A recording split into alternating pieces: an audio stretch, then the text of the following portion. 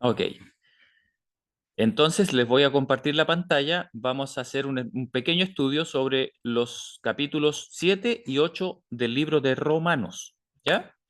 7 y 8 del libro de Romanos. Vamos a hacer un estudio de paralelo. ¿Ya? La razón para hacer esto se las explico inmediatamente. Em, Hay muchas personas que creen que el capítulo 7 de Romanos es un capítulo que expresa la vida de un cristiano convertido. Y cuando hablamos de un cristiano convertido, aquí no estamos hablando de alguien que conoció a Jesús de manera convencional, digamos, que hizo un curso bíblico, que le cayó bien la iglesia y que se bautizó y que está asistiendo regularmente a la iglesia. Y esa es su experiencia con Cristo. No, no, no, no estamos hablando de eso. Aunque no pongo en duda la conversión de las personas en esos casos, no la pongo en duda. Yo sí creo que el inicio de la vida cristiana eh, tiene lugar muchas veces de manera muy incipiente, muy pequeñita, eh, muy tenue, ¿no es cierto? La conversión de todas las personas no siempre es algo muy notorio, ¿no es cierto? De hecho, la hermana White también lo dice así. Eh, no tenemos que esperar haber vivido una tremenda y gran experiencia, ¿no es cierto? Emocional y etcétera, etcétera, para poder decir que allí nacimos de nuevo. No, no es necesario. Sin embargo, cuando yo hablo de un cristiano totalmente convertido, estoy hablando de una persona que está viviendo en el Espíritu de Cristo, ¿ya? Y me refiero a lo que la hermana White llama la verdadera conversión. Cuando ella dice que la verdadera conversión es un asunto raro en estos días, ¿ya? No sé cuántos de ustedes han leído esa frase, pero ella dice claramente que es un asunto raro en nuestros días, ¿ya? Ahora, eh, a esa verdadera conversión, la cual Pablo en el capítulo 8 de Romanos le llama la vida en el espíritu, ¿ok? La vida en el espíritu, a esa conversión es que yo me refiero, ¿ya? Una vida en la que el cristiano es libertado de la ley del pecado.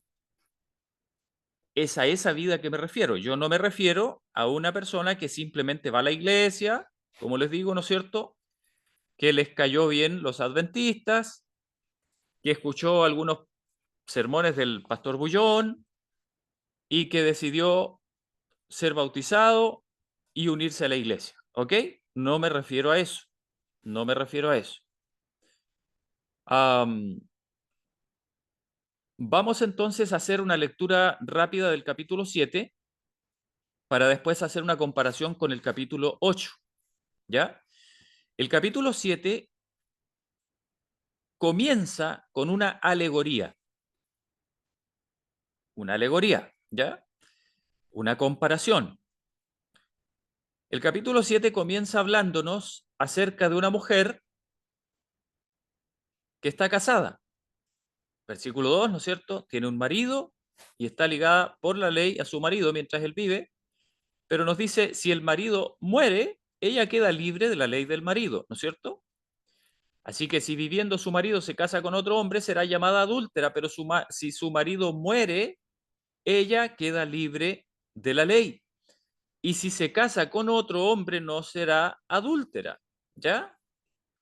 ¿Cuál es el punto que cambia la situación de la mujer para que su acto sea o no sea considerado adulterio? ¿Cuál es el acto? A ver si alguien me lo dice para ver que estemos despiertos, ¿no es cierto?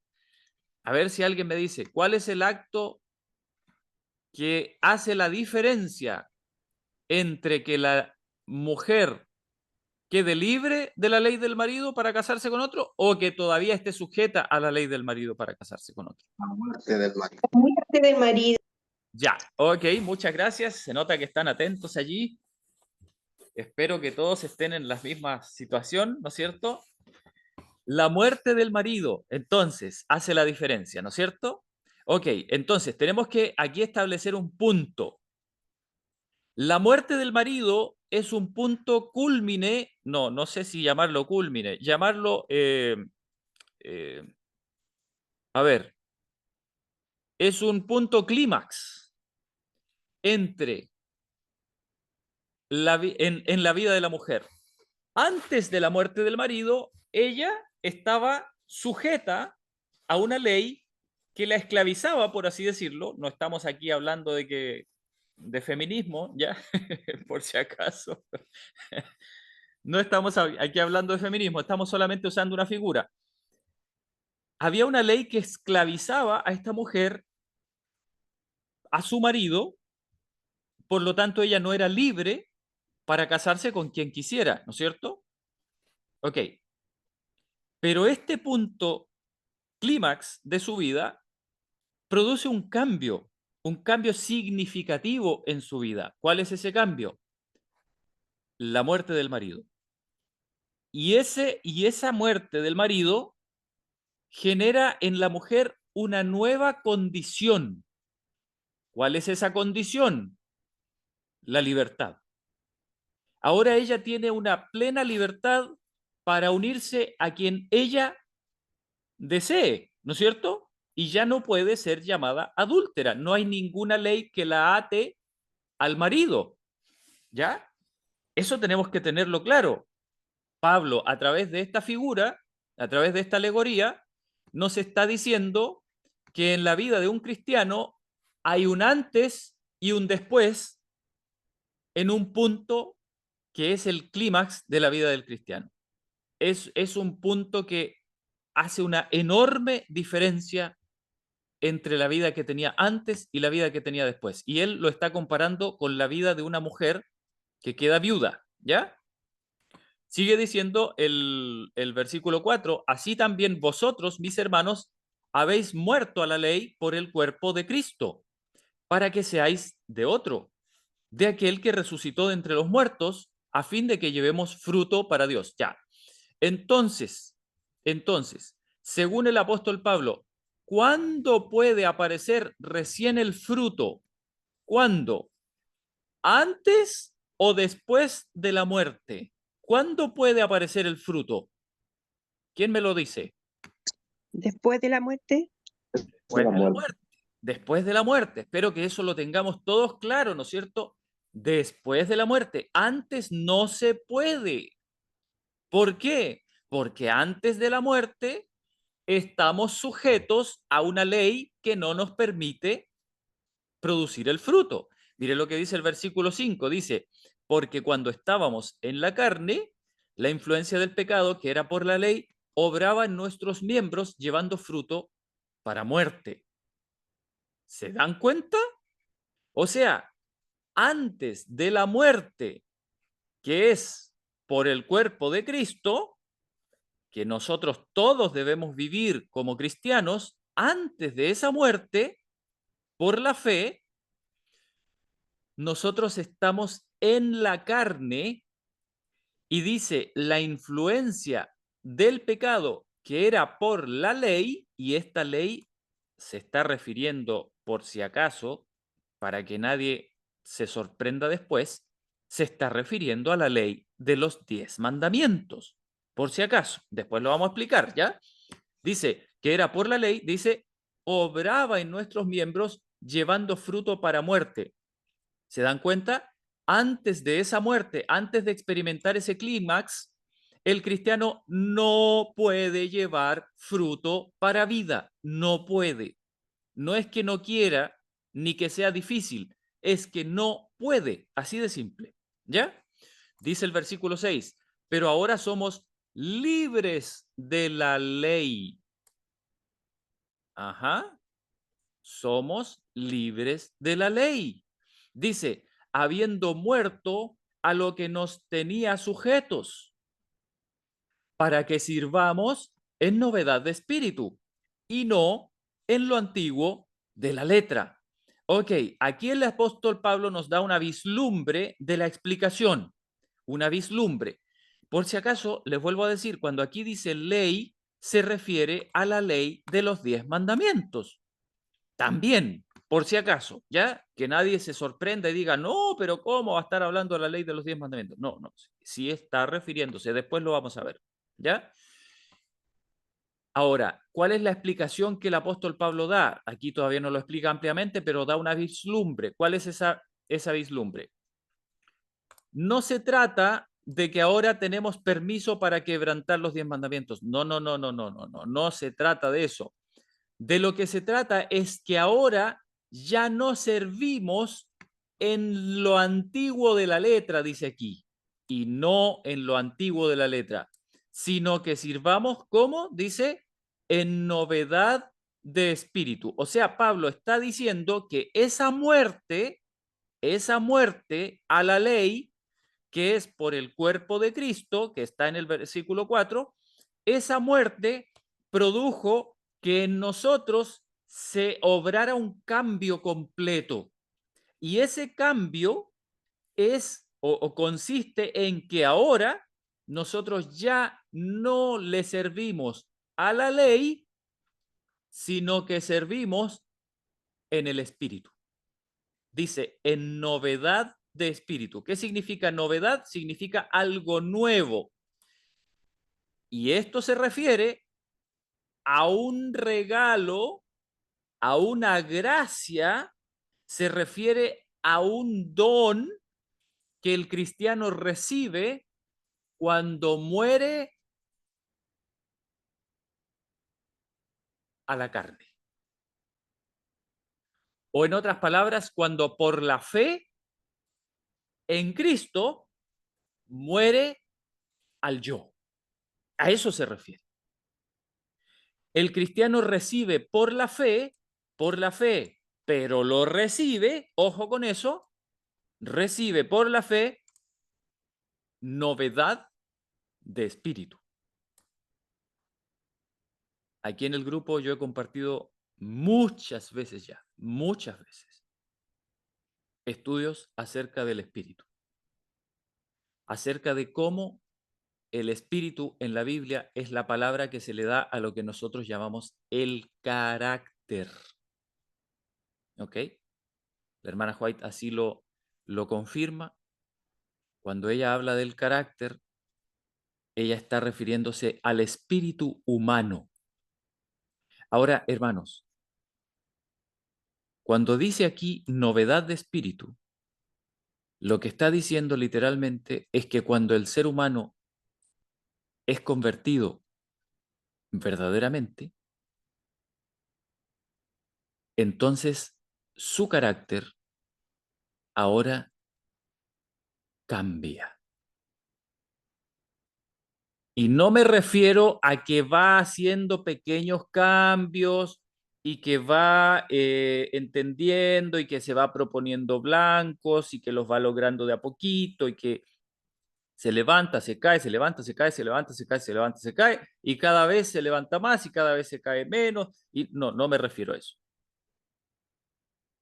Hermanos, el espíritu que recibimos, después lo vamos a ver, es el espíritu de Cristo, no es el nuestro. No es el nuestro, es el Espíritu de Cristo. ¿Ok? Que eso quede claro. Y el Espíritu de Cristo no es un espíritu que se levante y se caiga, se levante y se caiga, se levante y se caiga. No, no es eso. El carácter de Cristo es un manto tejido con pura tela del cielo. No tiene una hebra humana. ¿Ok?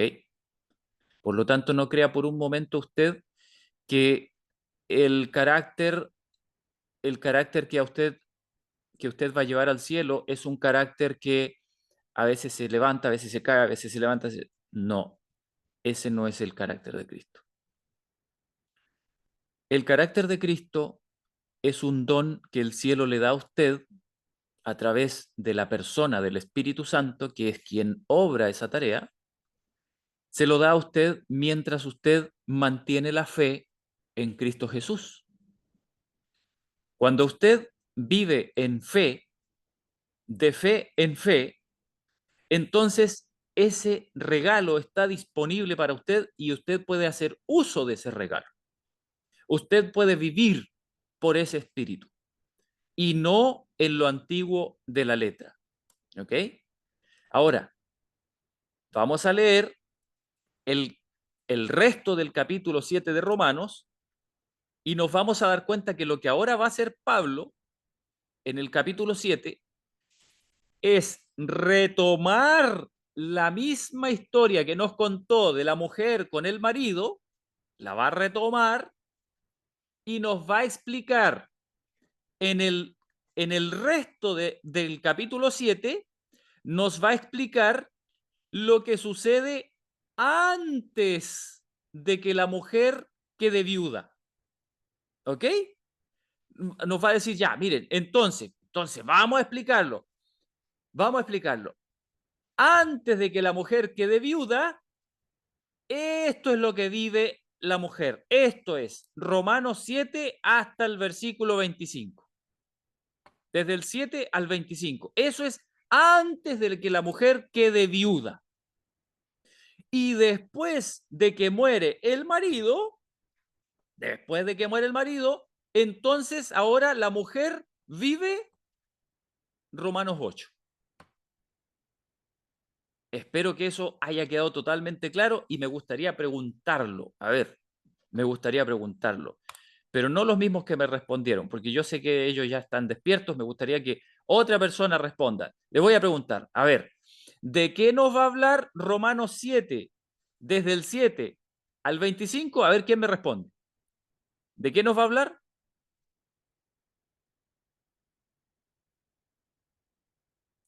A ver si estaban escuchando lo que dije. ¿O los demás están todos dormidos? ¿Será? ¿Será posible? Estamos aquí, estamos aquí. A ver, ¿de qué nos va a hablar? Según lo que dije, ¿de qué nos va a hablar Romanos 7 desde el 7 hasta el 25? Porque hasta el 6 nos habló de la alegoría de la mujer con el marido, ¿no es cierto? ¿De qué nos va a hablar del 7 al 25? Antes que muera el marido. Hermano, buenos días. Sí, Sí, lo mismo. Lo mismo. ya. Antes de que muera el marido, esa condición de la mujer antes que muera el marido, ahora Pablo la va a desarrollar, la va a explicar con lujo de detalles, ¿no es cierto? Y de, Jairo, ¿sí? Jairo, disculpa. ¿Sí? Hay algo en el centro de la pantalla que no nos permite ver. Ah, ok, ok. Sí, un cuadradito negro. Sí, yo sé lo que es, pero no se preocupen todavía, estamos en la pregunta todavía. Esto es para ver si se recuerdan lo que dije. Y después, Letra.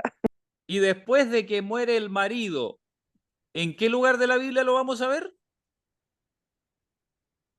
En el 8. En El el 8. Ya, ok, ya me están agarrando, ya lo voy entendiendo. Ok, teniendo claro eso, vamos a avanzar entonces.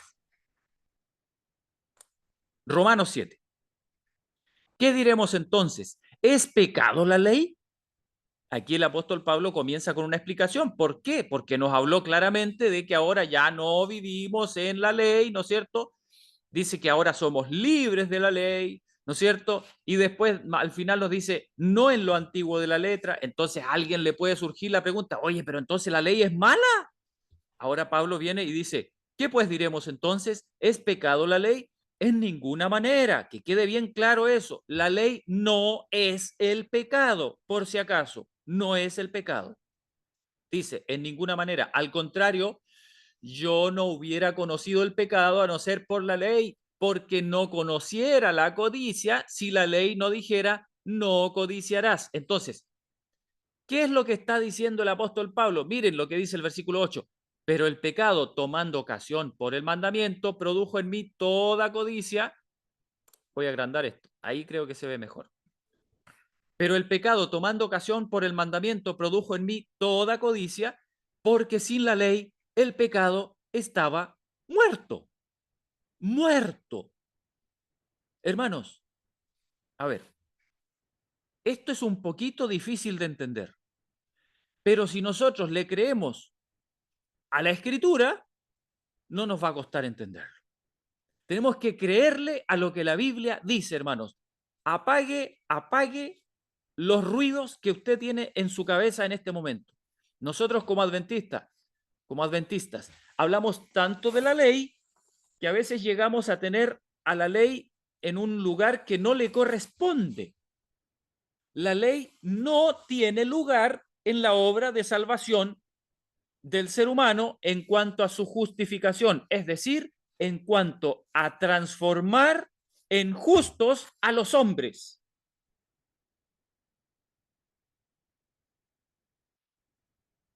Y si a alguien le suena raro eso, por favor, yo le invito a que reestudie todo el tema de la justicia de Cristo. Porque en la Biblia, la justificación es un asunto de transformación. No es un asunto legal solamente. Esa definición de justificación como un asunto legal solamente, ese es un problema de los teólogos.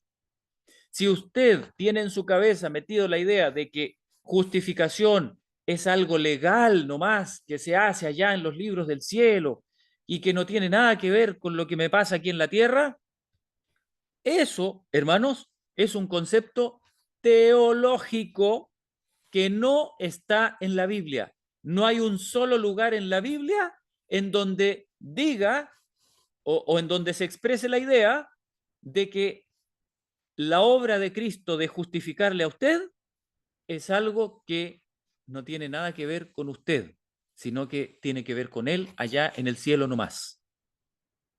Eso no está en la Escritura. En la Escritura, la justificación es un proceso tanto legal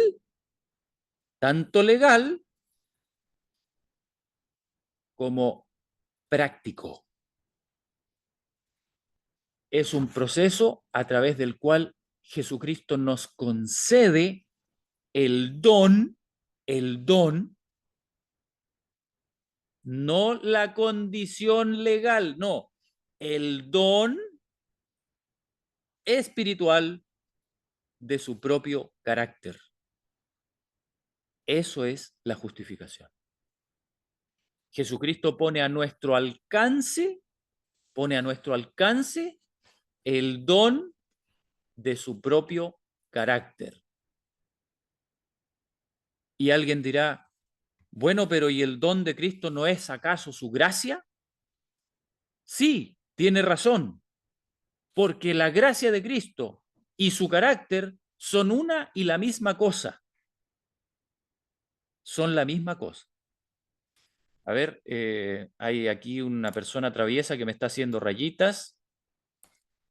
Yo le voy a pedir que por favor ya no lo haga más y vamos a borrar, ¿ya? Por favor. Ya, ahí quedó borrada la rayita. Entonces, hermanos, voy a seguir. Ahí me está haciendo otra vez la rayita. Voy a tener que decir el nombre, hermana, si no deja de hacerme rayita. Ya, ahí sí. Entonces, ya explicamos entonces lo que pasa con la justificación. Ahora miren, hermanos, el apóstol Pablo aquí nos está diciendo que la ley lo que hace es mostrarnos el pecado.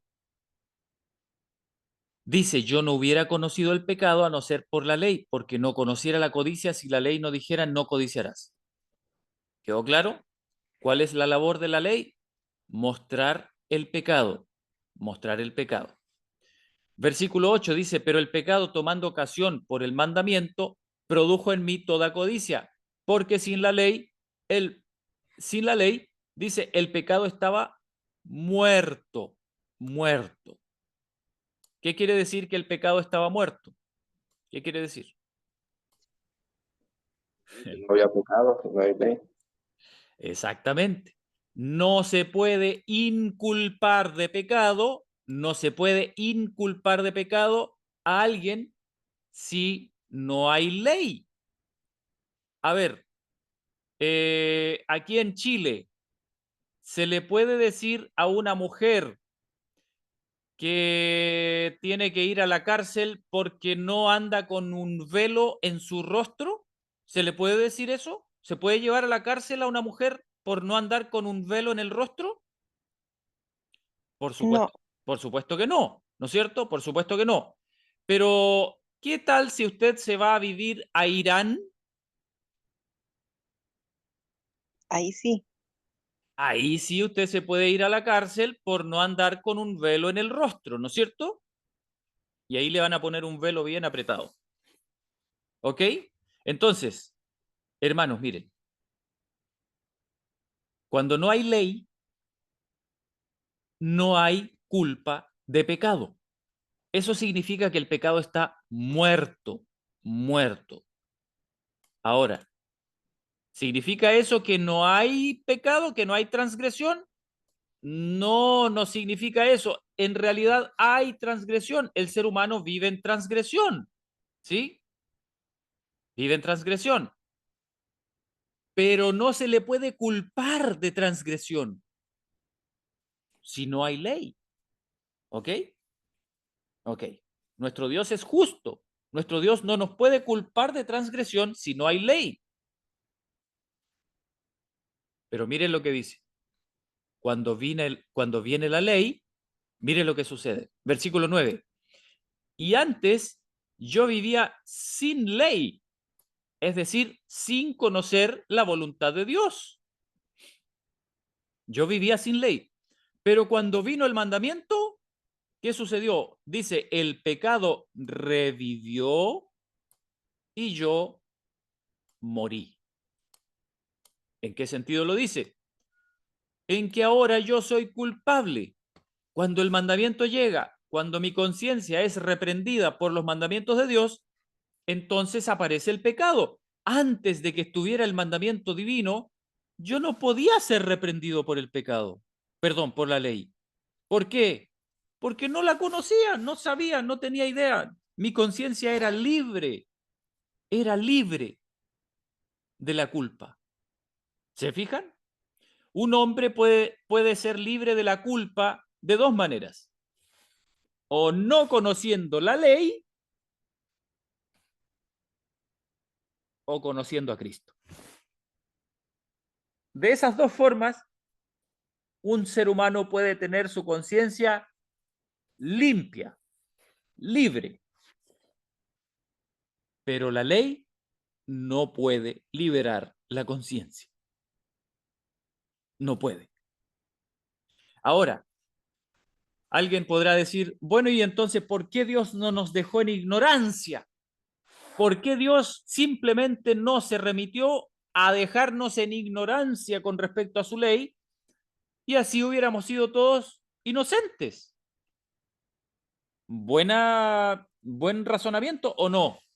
A ver, ¿alguien está en desacuerdo con eso? Si Dios jamás nos hubiera enseñado su ley, ¿hubiésemos sido inocentes en la conciencia? ¿Sí o no? A ver, ¿quién se atreve a responder? Bueno, hasta cierto punto sí, pero como te decía antes, ya hay una transgresión.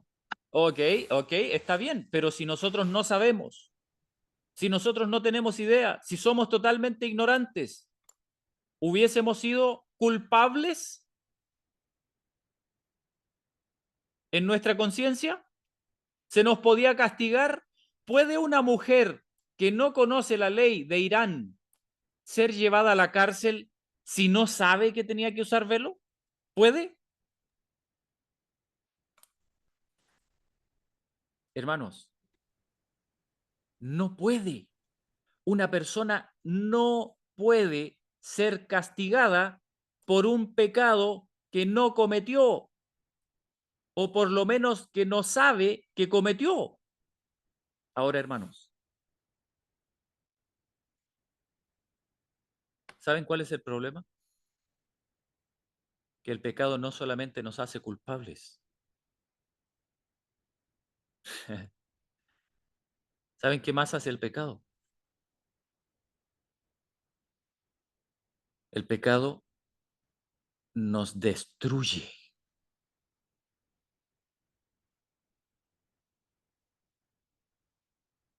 Y ese es el problema. Dios podría haber dicho, ok, yo voy a dejar que estos pobres humanos se mueran con la conciencia limpia. Se van a morir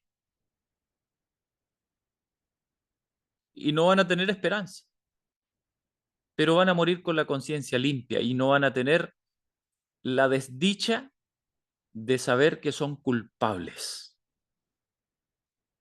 Se van a morir con la conciencia limpia. ¿Podría haber hecho eso Dios? Claro que podría haberlo hecho. Pero nos hubiéramos muerto todos. Porque el pecado no solamente nos hace culpables, sino que nos mata también. El resultado natural del pecado es la muerte. ¿Entienden? Para el ser humano por lo menos. Para los ángeles no, pero para el ser humano sí. El resultado natural del pecado es la muerte. Y nosotros necesitamos pasar por el doloroso proceso de la culpabilidad para poder recibir la vida eterna. Por eso es que Dios introdujo la ley en el mundo. No para salvarnos de la muerte, porque la ley nos viene a matar culpables. La ley entra en el mundo y nos culpa, cosa que antes no tenía el ser humano. Antes de recibir la ley de Dios, el ser humano no tenía culpa. El ser humano tenía la muerte, pero no tenía la culpa.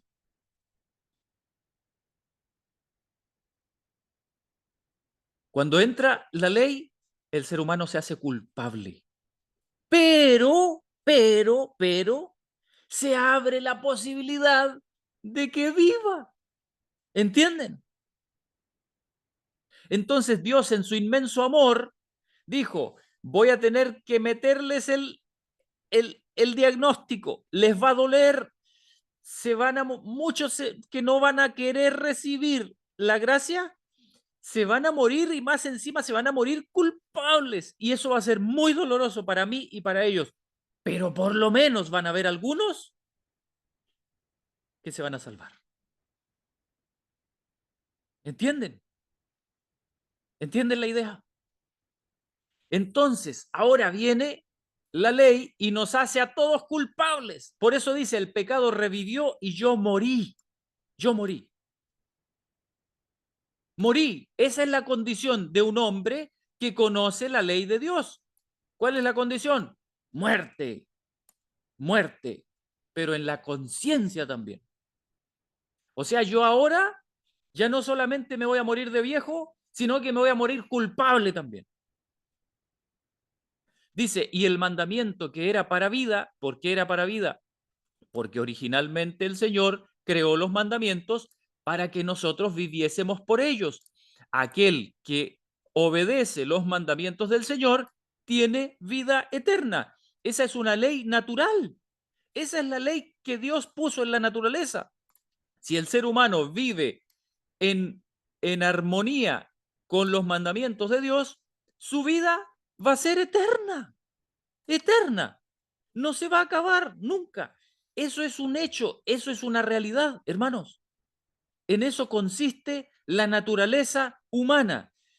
Usted obedece todos los mandamientos de Dios y la vida eterna aparece. Esa es la ley. Pero mire lo que dice el apóstol Pablo. El mandamiento que era para vida, yo encontré que era para muerte. ¿Y por qué? Miren lo que dice, porque el pecado, tomando ocasión por el mandamiento, me engañó y por él me mató. Esta es una frase, es una alegoría también, hermanos. No es que el pecado nos diga, oye, es por aquí, y yo le creo, y entonces cuando voy por allá, dice, no, era mentira. No, no, no, no es ese tipo de engaño. Esa palabra engaño, miren, les voy a decir al tiro qué palabra es. Miren, me engañó. Me engañó. Esa palabra engaño dice seducir. Ah, ¿lo entienden o no? ¿Se entiende la palabra? ¿Se entendió la palabra? Sí, Sí, Esa palabra es seducir, también es engañar, pero en el sentido de un engaño así como, ven, yo te tengo cosas muy bonitas para ti. Y esas cosas nos deslumbran y nos atraen. Eso es lo que hace el pecado. Entonces, tomando ocasión por el mandamiento, o sea, el pecado agarra la ley, miren qué horrible lo que hace el pecado, agarra la ley, se la esconde detrás de la espalda y me invita y me dice, mira, ¿te gusta esto? Y a mí me gusta. Y cuando yo estoy disfrutando de eso, entonces ahora saca la ley por detrás y me la clava en la espalda. Eso es lo que hace el pecado. ¿Entienden? Entonces dice, por el mandamiento me engañó y por él me mató. Romanos 7:12 dice, de manera que la ley a la verdad es santa y el mandamiento es santo y justo y bueno. El mandamiento no tiene nada de malo. Entonces lo que es bueno vino a ser muerte para mí, en ninguna manera. Pero el pecado, para mostrarse pecado, obró muerte en mí, por lo que es bueno, a fin de que por el mandamiento el pecado llegase a ser sobremanera pecaminoso. Entonces, hermanos, no nos olvidemos, ¿qué es lo que está haciendo Pablo? Está explayándose en la primera parte de la alegoría del hombre y la mujer. Entonces, vamos a la alegoría del hombre y la mujer. Hermanos, ¿es malo el casamiento? ¿Es malo el matrimonio? La respuesta es no, absolutamente no. Pero el pecado, tomando ocasión por el matrimonio, me sedujo, me llevó a ser infiel y por él me mató. Me mató, por la ley del matrimonio me mató, porque me descubrieron que yo fui infiel y entonces me apedrearon. ¿Ok? Ahora soy adúltero. Eso es lo que está diciendo Pablo. La ley no es mala. El casamiento no es malo. Pero por el pecado, perdón, pero el pecado se muestra haciéndome morir a través de la ley. Dice entonces, obró muerte en mí por lo que es bueno, a fin de que por el mandamiento el pecado llegase a ser sobremanera pecaminoso. O sea, la ley viene a mostrar cuál es el problema. Porque sabemos que la ley es espiritual, pero yo soy carnal, vendido bajo pecado.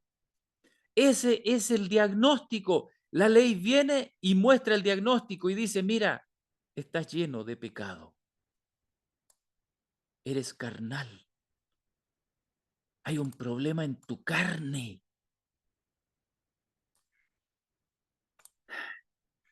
Pues lo que hago, no lo entiendo. Y hermanos, yo quiero que se graben esta frase. Pues no hago lo que quiero, sino lo que aborrezco, eso hago. ¿Cuál es la condición de esta persona de Romanos 7 entonces? Que hace lo que aborrece. Lo que sabe que es malo, eso lo hace. Mire lo que dice ahora. Y si lo que no quiero, eso hago, apruebo que la ley es buena. ¿Se fijan? O sea, la persona ahora tiene conciencia de pecado. Sabe que es culpable. ¿Por qué sabe? En el momento que la persona se siente culpable, la persona está reconociendo que hay una ley que es buena y que sus obras son malas.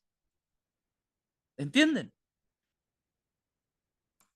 En el momento que la persona se siente culpable, sabe que hay una ley que es buena y sus obras son malas. 17. De manera que ya no soy yo quien lo hace, sino el pecado que mora en mí. O sea, esta es una... A ver, imaginemos que una persona viene y les cuenta un testimonio. Le dicen, ¿saben, hermanos? Yo amo a Jesús. Está hablando humanamente nomás, ¿no es cierto? Yo amo a Jesús. Pero ¿saben qué? Cada vez que veo el licor, no puedo evitar tomármelo. Y cuando me lo tomo, llego a mi casa y agarro a golpes a mi esposa. Y yo no quiero hacerlo, hermanos. Oren por mí. Yo no quiero hacer eso. No quiero hacerlo, pero lo hago. Entonces el apóstol Pablo dice, no soy yo quien lo hace, sino el pecado que mora en mí. ¿Estamos de acuerdo? No soy yo quien lo hace. El pecado que mora en mí, ese es el que lo hace. Ese es el que lo hace. Hermanos, ¿el borracho reconoce que es malo lo que está haciendo? Claro que lo reconoce. ¿Ustedes creen que el borracho cree que está haciendo las obras del bien? Claro que lo reconoce.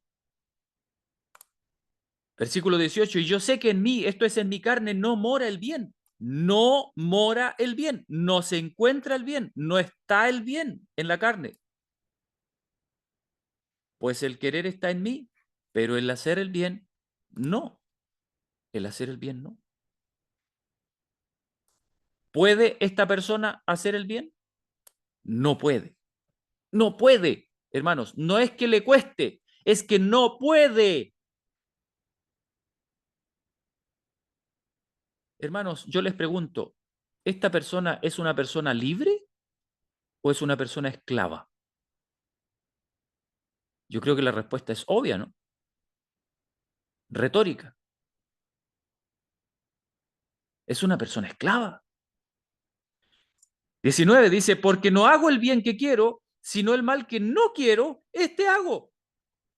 O sea, Pablo está redundando en lo mismo, está diciéndonos una y otra vez. ¿Por qué lo está haciendo? Porque quiere que nos quede claro, hermanos, cuál es la condición del ser humano en Romanos 7. ¿Cuál es la condición?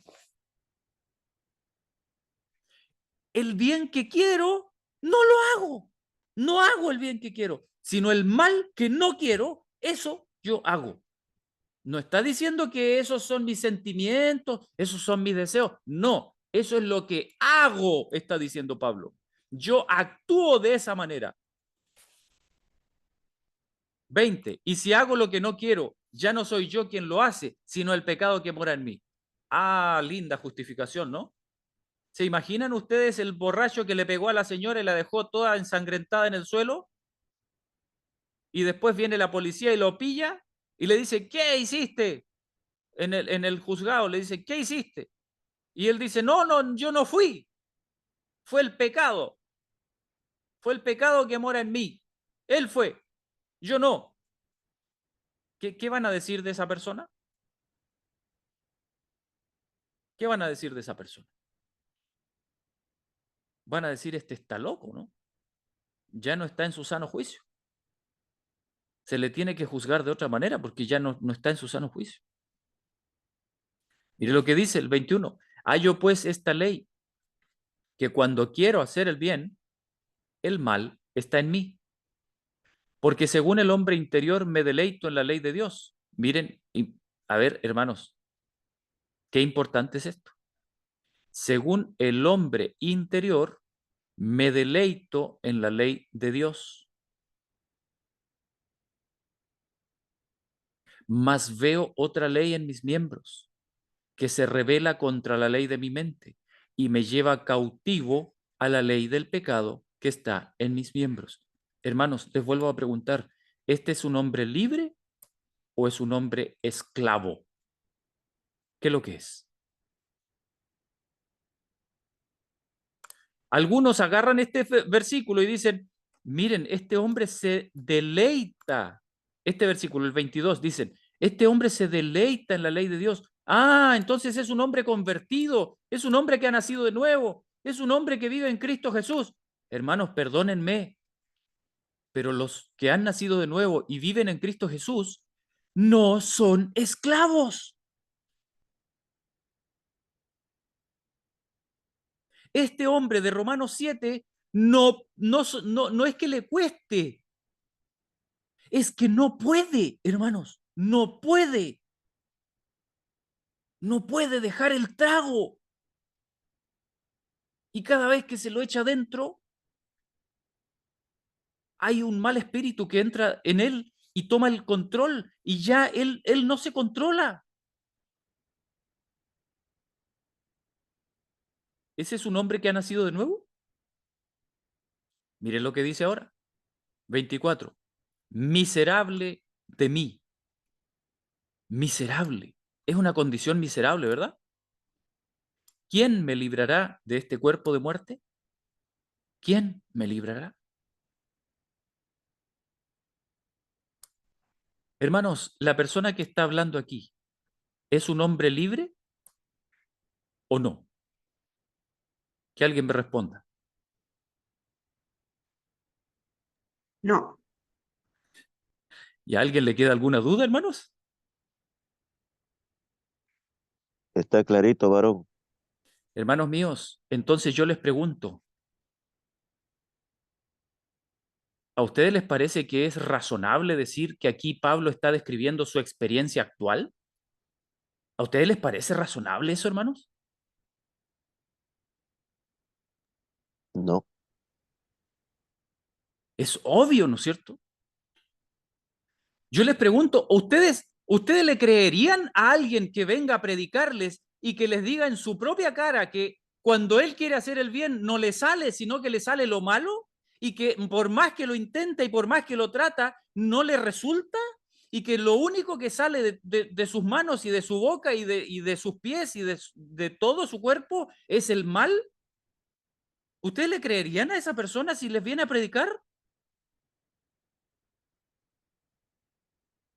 Hermanos,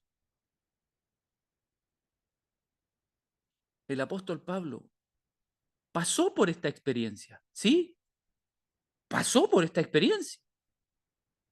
¿Cuándo Pablo estaba en esta experiencia? ¿Cuándo? ¿Se acuerdan cuando estaba cuidándole las ropas a los que le tiraban piedras a Esteban? ¿Se acuerdan? ¿Ustedes creen, hermanos, ustedes creen que la conciencia de Pablo no le hablaba cuando veía que las piedras sonaban a machacones en el cuerpo de Esteban? Y cuando le chorreaba la sangre, y cuando cayó desmayado al suelo, y le seguían dando ahí en el suelo. ¿Ustedes creen que la conciencia no le dijo nada a Pablo?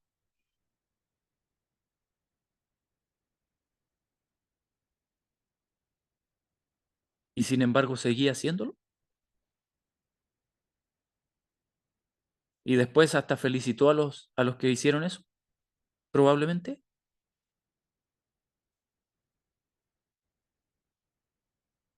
Hermanos, conocer la ley de Dios y querer hacerla no significa que usted viva en Cristo Jesús. No significa eso.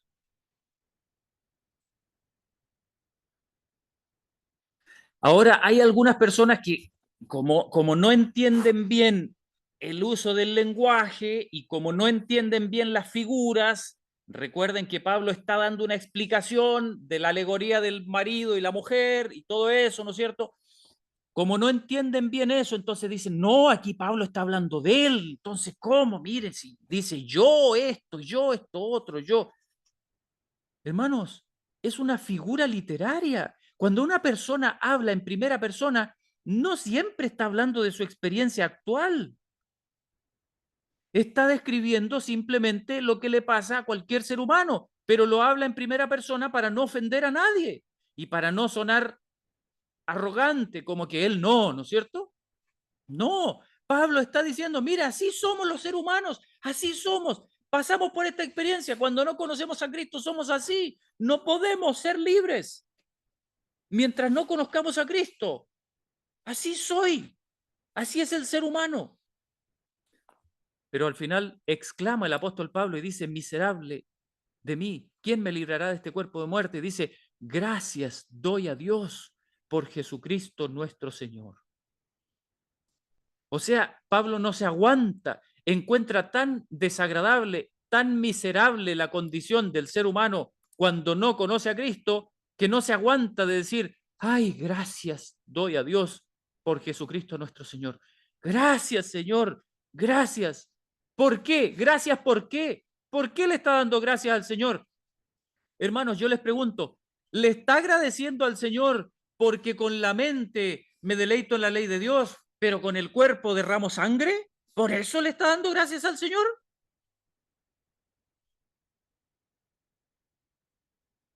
¿Saben por qué le está dando gracias al Señor? Por lo que va a hablar ahora en Romanos 8. Por eso le da gracias al Señor.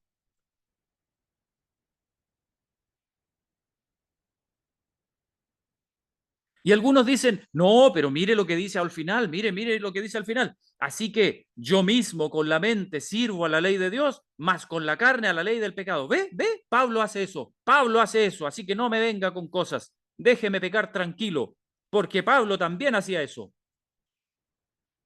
Hermanos míos, Pablo no hacía eso.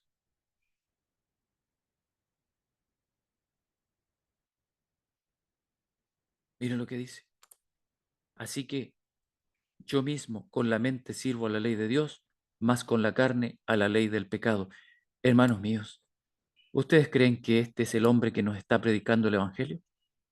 ¿Un hombre que con la carne le sirve a la ley del pecado? ¿Ustedes creen eso, hermanos?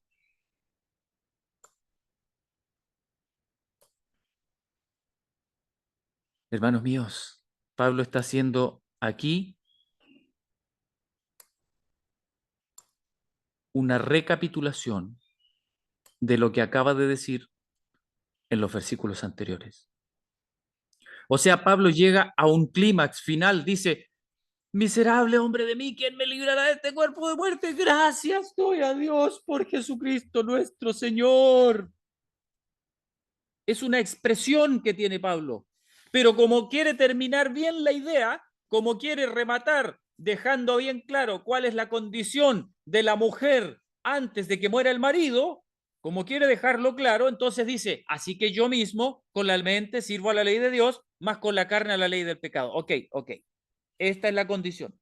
Esta es la condición. Ahora, miren lo que pasa ahora. Miren lo que pasa.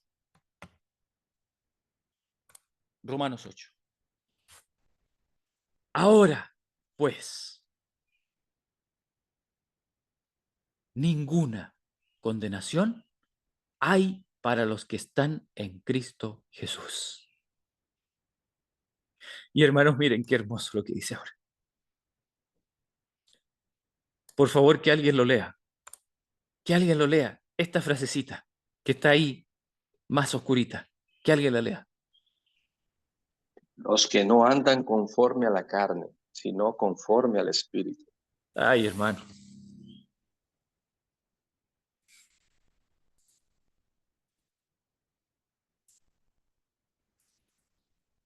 Hermanos míos, ¿ustedes ven esta frase en Romanos 7?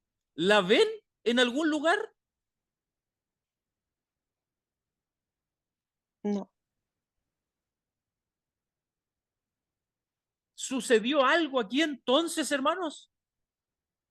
¿Sucedió algo entre Romanos 7 y Romanos 8? ¿Sucedió algo o no sucedió nada? ¿O es la misma persona? Hermanos míos, lo voy a leer rápidamente para que se den cuenta del contraste. Ahora pues ninguna condenación hay para los que están en Cristo Jesús, los que no andan conforme a la carne, sino conforme al Espíritu, porque la ley del Espíritu de vida en Cristo Jesús me ha librado. Libertad, hermanos, me ha librado de la ley del pecado y de la muerte, porque lo que era imposible para la ley, Romanos 7, ¿no es cierto? Imposible, dice, por cuanto era débil por la carne, Dios, enviando a su Hijo en semejanza de carne de pecado y a causa del pecado, condenó al pecado en la carne. Hermanos, esa palabra condenó, esa palabra, miren, se las voy a leer también en el original. Condenó. A ver, ¿dónde está? Aquí está. Condenó. Mire, dice, sentenció, condenó y la juzgó en contra. O sea, le dio su sentencia. Hermanos, la inhabilitó. Eso es lo que significa.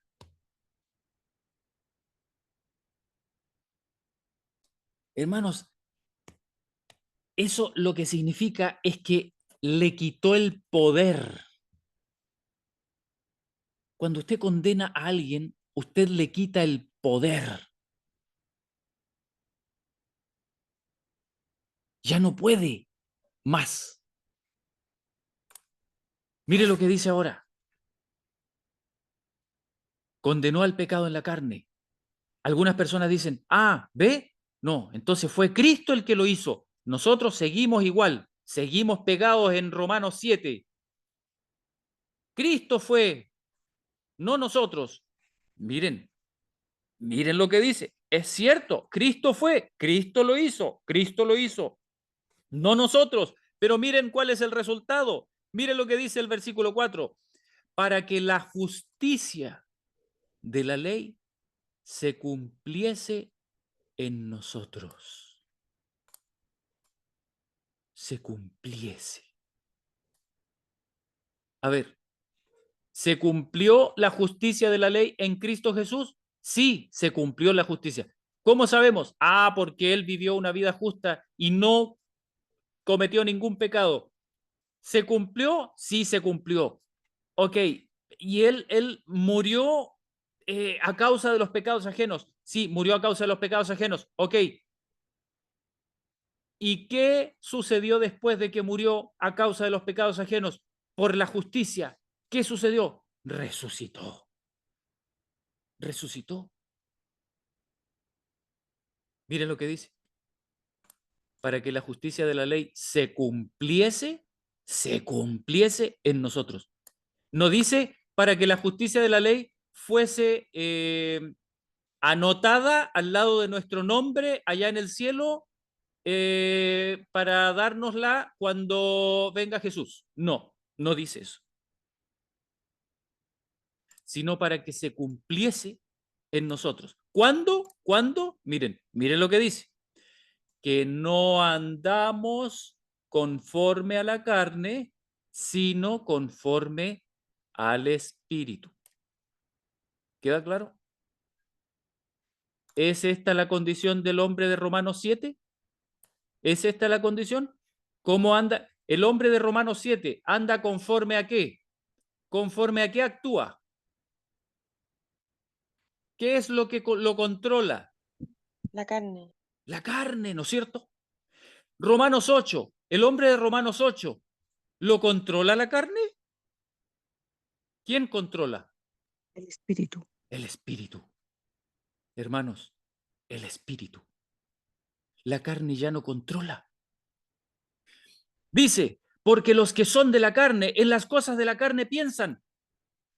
¿Piensa en las cosas de la carne el de Romanos 7? Sí, por supuesto que sí. ¿Quiere pensar en las cosas de Dios? Sí, quiere pensar. ¿Pero le sale? No, no le sale. Anda puro pensando en las cosas de la carne. Pero los que son del Espíritu, en las cosas del Espíritu. Hermanos, este no es el mismo hombre de Romanos 7. No es el mismo. Romanos 8:6. Porque la mente carnal es muerte, pero la mente espiritual, vida y paz. Hermanos, ¿tenía muerte el hombre de Romanos 7? ¿Tiene muerte? Sí. Se explaya diciendo que tiene muerte. ¿Tiene vida y paz el hombre de Romanos 7? No, no tiene paz ni vida. No tiene. Pero miren lo que dice aquí. Pero la mente espiritual es vida y paz. Porque la mente carnal es enemistad contra Dios. Porque no se sujeta a la ley de Dios, ni tampoco puede. Ah, esto no le suena a Romanos 7. Miren, y justo está en el versículo 7. Miren qué coincidencia. ¿Les suena a Romanos 7 esto? La mente carnal es enemistad contra Dios porque no se sujeta a la ley de Dios, ni tampoco puede. No puede. 8. Mire lo que dice. Así que los que están en la carne no pueden agradar a Dios. 9. Mas vosotros, por si a alguien no le quedó claro, hermanos,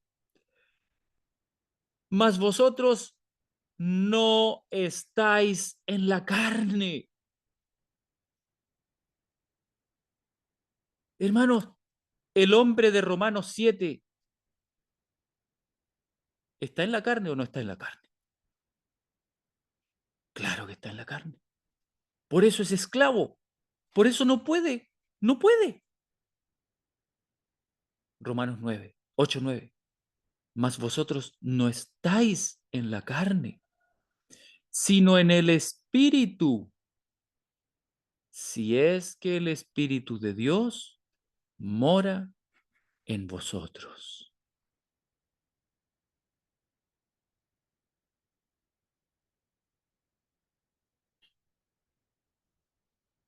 Y si alguno no tiene el Espíritu de Cristo, el tal no es de él.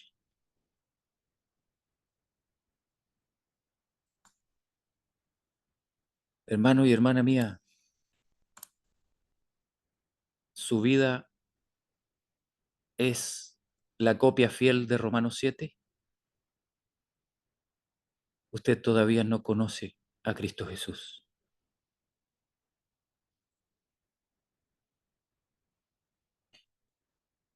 Pero no se desespere,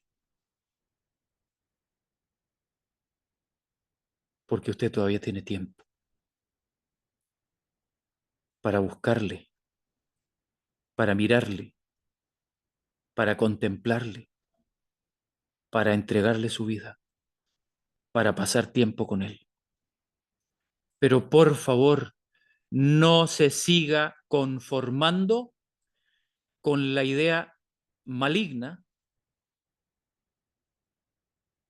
de que usted es un verdadero cristiano y que está en Cristo cuando su vida es la de Romanos 7. Si usted se queda tranquilo y se conforma a esa situación, usted va a perderse. No se conforme. Entréguese a Jesús. Por favor, no siga luchando contra la ley.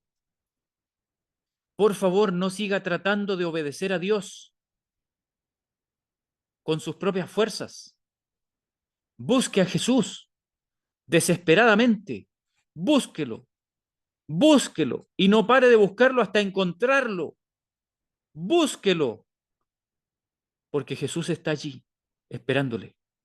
Está fuera de la puerta, tocando, tocando y tocando. Ábrale. Ábrale a través de la oración. Déjelo entrar. Contémplelo. Lea acerca de él.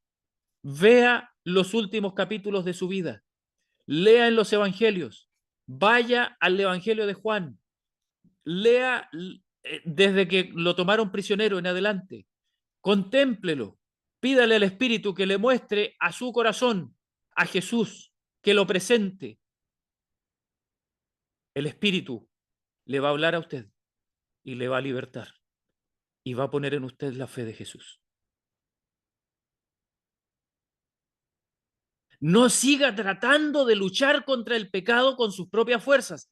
Busque a Cristo. No saca nada con luchar si Cristo no está en usted, porque va a perder.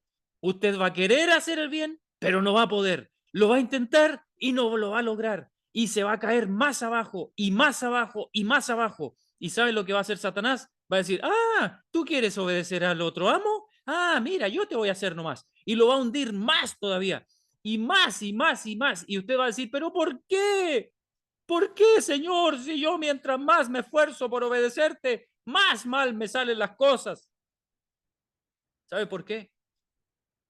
Porque usted está tratando de obedecerle a Cristo egoístamente. Usted tiene que ir a Jesús, ser su amigo, recibirle por el Espíritu y ser quebrantado ante su presencia. Y entonces Jesús le va a conceder su Espíritu. Y usted va a conocer la libertad. La libertad. Usted va a ver a alguien que pelea por usted. Usted va a ver a un gigante que va a su lado y que cada vez que el pecado aparece, ese gigante le defiende y no le deja caer. Si usted no ha experimentado esa experiencia, usted no ha conocido a Cristo.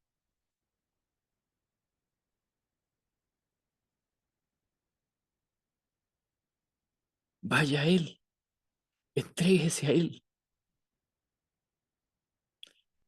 No siga peleando como esclavo. El esclavo puede agarrar un palo y tratar de defenderse, pero no le va a hacer nada al pecado, porque el pecado anda con escopeta y con perros, y son hartos. Y el pecado es musculoso y fuerte y gigante. Y los perros que tiene también son gigantes y fuertes y malvados. Y usted es flaquito, famélico, desnutrido. Usted no puede. Por eso tiene que ir a Cristo. Y si Cristo está en vosotros, versículo 10, el cuerpo a la verdad está muerto a causa del pecado. ¿Cómo está el cuerpo? ¿Está vivito y coleando? ¿Haciendo lo que le gusta? No, está muerto. Pero el espíritu vive a causa de la justicia. ¿Qué espíritu vive ahora en usted? El espíritu de Cristo. Mire lo que dice el 11. Y si el espíritu de aquel que levantó de los muertos a Jesús mora en vosotros, el que levantó a Cristo de entre los muertos vivificará también vuestros cuerpos mortales por su espíritu que mora en vosotros. Hermanos míos, no siga diciendo que porque está en esta carne, usted está obligado a seguir pecando hasta el último aliento de su vida. No siga engañado o engañada. Si Cristo mora en usted, vivificará también su cuerpo mortal por su espíritu que mora en usted. Y hermanos, lo vamos a dejar ahí. Lea usted lo que sigue. Lea usted lo que sigue. lo vamos a dejar ahí. Pero por favor, busque la experiencia de Romanos 8. No se conforme a vivir en Romanos 7. No se conforme a eso. Por favor, no se conforme. Que el Señor les bendiga y vamos a dejar de compartir la pantalla.